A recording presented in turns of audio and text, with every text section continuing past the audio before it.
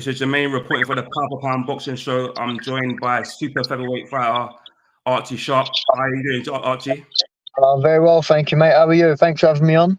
No, mate, it's a pleasure. I'm very well, man. Thanks for taking the time to join me today.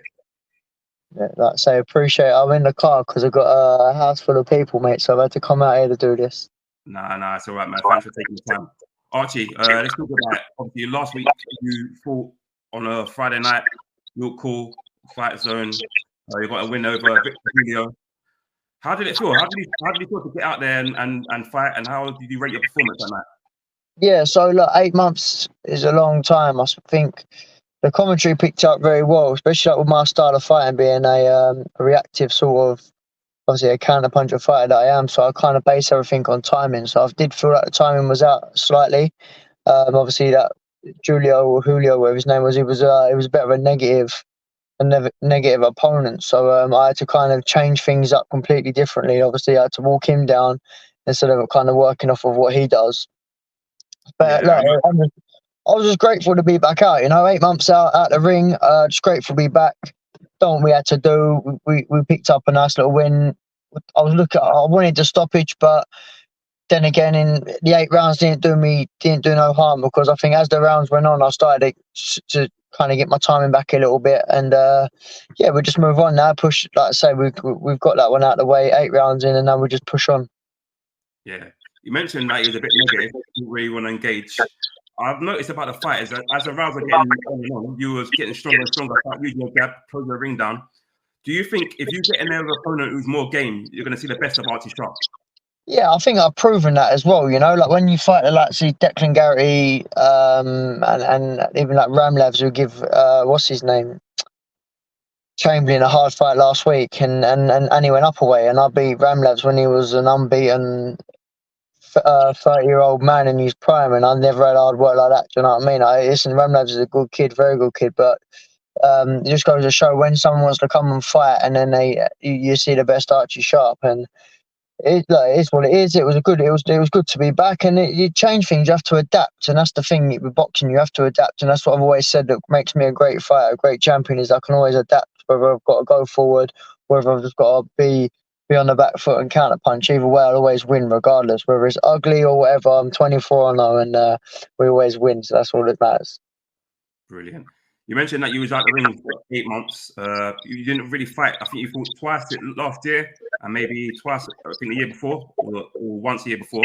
How important was it for you to get out there and get 8 rounds on your belt? Yeah, it's interesting because I had a look at my record, my box rec the other day, actually, just to see that the inactivity that I've had in the last 3 years. Obviously, we had COVID, and I got caught up with a bit of some politics stuff, obviously leaving Frank Warren, and other things happened with my promotional company. So there's 3 years out of my 8 years as a pro that have kind of just been, I think I had like 5 fights in 3 years. So whereas before that, like in 2019, I had 4 fights in a year. And you see the difference, like against Jordan McCrory, against Declan Garrity, and even Ramlevs, all in that 1 year. And I was watching the fight back. You can see that the timing and the speed was a lot different to where I was, obviously, the weekend, due to just the inactivity. But I've had 2 fights this year, which isn't the end of the world. And the 8 rounds done me well. And I think, like I said, I needed the 8 rounds. I'm glad I've done the 8 rounds. I've got a lot more work in. And if I went in there and just finished it in 1 round, it would have been pointless, because could have done with the 8 rounds if we're moving into big fights in the new year. Yeah, 100%. I want to talk a bit about your weight class and the champions in that weight class. You recently had Emmanuel Navarette versus Robson Conceição, and that was a draw. What was your views on the fight? Do you think it was a draw, or should someone still win that fight? Look, I think it's very controversial now. I think maybe he was lucky to get the draw. I think he had in his head the whole time that he was going to get the win, and this is what I personally think. I think he had in his head he was going to get the win and then go straight to 135 and try and compete for 135 world title. That's what I had in my head. And unless he's underestimated him or what, I don't know. But yeah, he was he was lucky to get the draw, and we will see what he does next. Yeah, do you think they'll have that rematch? I don't know. I hope not. because obviously it ties things up this end, you know. So I don't know. I heard that Conceição he's removed from the WBO rankings now. So whether they do that or not, I don't know. But yeah, I'll just move on. If he wants to fight, I'll fight him. If not, if he vacates, let him vacate, and then obviously me and Albert Bell can fight for the vacant world title. Yeah, you just mentioned Albert Bell. I spoke to Albert not too long ago. Yeah, that's it. Your fight. And he had some good things to say about you, man. He's got a lot of respect for you as a fighter, and he's calling for that fight. I know you want that fight. How big is it for you to go and maybe fight Albert next year and maybe have that final eliminator to go on and push finally for a world title shot for yourself? I think it's a great fight, and look, Albert, like I say, is a very respectful stand-up guy. He's done well, and he deserves his chance as much as myself. I think he's what 25, 26. I know he's been in around the rankings for a long time himself. I've been number one. Well, I was number one for over 2 years, so I definitely deserve my shot. And I think it's great.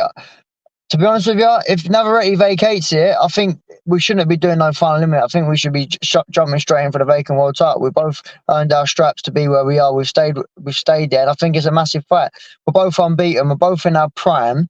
No one's avoiding anyone. Like me and him are coming head on. We want the fight, and like I say, he's a great fighter, and it makes an exciting fight. People comment and say it's risky for me, it's risky for him, and it is a risky fight, but we're both ready to put our O's on the line and put it all on the line, even fight for the belt, you know. So it's a great fight for the WBO to have, in my opinion, for their belt. Yeah, it's a great fight, and I know the fight that you've been wanting for a while now. Obviously, you have, like you said, you have been ranked number one for a while, and obviously he's been taken away from you recently because you've not been able to fight. But what I want to ask you is, obviously, Albert mentioned that he was willing to come to UK. Are you willing to go to America to fight him if possible? Yeah, for sure. Listen, I'm open up anywhere, UK, America, like Saudi, wherever it is. It's the risk reward. It's like anything. Look, we're entertainers, so at the end of the day, we're game to put it on the line. We want the fight, and we're both ready to do it. Obviously, we both want to get paid, and we both want it to be for something worth the fight. And I don't think that's much to ask for. You got number one and number three, both unbeaten, both in their primes. It should be for at least a final eliminator or an interim world title or a WBO world title, because it's such a big fight. And like I say, I'll come to the States, he'll come over here, or I'll go to Saudi. It really doesn't matter. A ring is a ring, and that's what it's all about. Yeah. He's 25-0. You're unbeaten as well. What makes you think you'll be the first man to not stop, but beat Albert Bell? Do you know, I just believe in my ability. Like, I've boxed some good kids over the years, and I generally haven't. I know people saying, and obviously you got to back yourself and all that, but I generally haven't shown what Archie Sharp can do in the ring. And I think someone like, look, Roy is obviously my head coach, Roy Jones Jr., and even he says to me, all these great fighters, they need a fight to kind of showcase that. Like when he had James Toney, they was both unbeaten, and that's what kind of made him go great. You had Mayweather with some great for Oscar De La Hoya. Like, there's always them great fighters what make you really great, you know. Albert Bell is he's a good fighter. He's an unbeaten kid. He's awkward. He's tall. He's like 6 foot super featherweight, you know. It's unordinary. So, and for me, I feel like Albert Bell is the fight where everyone goes, right, Archie Sharp, this is Archie Sharp, you know what I mean? He's here. This is the fight that Archie backs himself and why he thinks he's the best. And I think that's all it is. I just feel like my feet work, my boxing ability, my skills, I just back it so much, regardless of it's Albert Bell or anyone, Navarette, Joe Cordina, Shakur Stevenson, any of these names that I've been screaming for so long. But I back myself 100%. I dedicate my life to the sport, and I just believe in what my ability is. And if I just go and do what I know I can do, I believe I'll beat anyone in the weight. Yeah. You mentioned a few names I was going to talk about, and some of these names I fought recently. Joe Cordina, you had a Barrett fight recently. Jordan Gill's gone up as well, and had a fantastic win over Michael Conlan recently. What do you make of their performances recently? Which one stood out for you? I think they've all, do you know what I mean? They've all done well. Gill and Gill and Conlon was just one of them fights. Whoever got penny first, in my personal opinion. I think they're both honourable fighters. Look, Jordan Gill had done a few rounds in the other week. He's a nice fella, and I don't want to feel like I'm coming at bad mouthing Jordan's. I think he's a great, really nice kid. And fair play to him. Good luck to him. And I wish him all the success. But I think it was just a matter of who was going to land on that night. And obviously he landed on Conlon first, and Conlon's a lot more resistance has gone a little bit more than what Jordan has. And in regards to, I thought Zelva Barrett boxed well the other day. I thought he looked sharp. I thought he boxed well, clever. Joe Cordina, he had a bit of a close one, didn't he, with that fella over in Monte Carlo? There was that. Well, yeah, it was. Yeah, I watched that fight. Thought it was maybe Joe was overlooking him. I don't know. Joe's a good quality kid as well. I've done many rounds with Joe over the years. But yeah, I backed myself to beat them all. And that is exactly it. And I believe I will, and I just need the opportunity to do so. And I think that the opportunity will be with obviously me and Albert Bell first. I think that's the one that's mostly looking like it's going to happen. And God willing, it does. And then I'll do what I need to do, and then we move on. And maybe probably go to 135 and chase that Shakur fight that I've been chasing for the last 2 years. Yeah, I know you've been chasing Shakur for a while now, man. He's gone up and weight for a few times now. Recently won a world title as well. I know you want to be in there with the best. I know you really want to test yourself. And how big is the next year going to be for Archie Sharp? I hope it's going to be a massive year if with the activity. You know, if I just do what. Look, the other day, when did we fight? I had 3 weeks' notice. I had 5 spars. You know what I mean? All I asked for is give me an opponent for 6 weeks and a camp, and then you'll see, you know. And that's all I asked for. I don't ask for much. Just 6 weeks' notice and a fighter, and that's it.